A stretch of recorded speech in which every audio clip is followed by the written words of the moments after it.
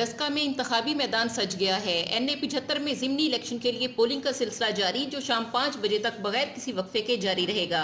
NA-75 میں مسلم league نواز کی نوشین افتخار اور PTI کے علی اسجد میں کانٹے کا مقابلہ جاری ہے۔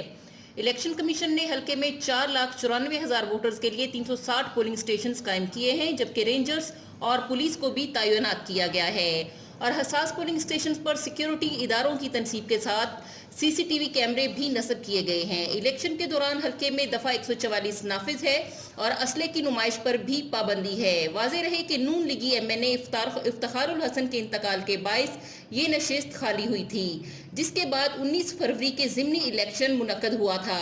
تاہم اس میں ہنگامہ آرائی اور بد نظمی کے واقعات رونما ہوئے تھے، جس کی وجہ سے الیکشن کمیشن نے دوبارہ ضمنی انتخابات کا کہا تھا۔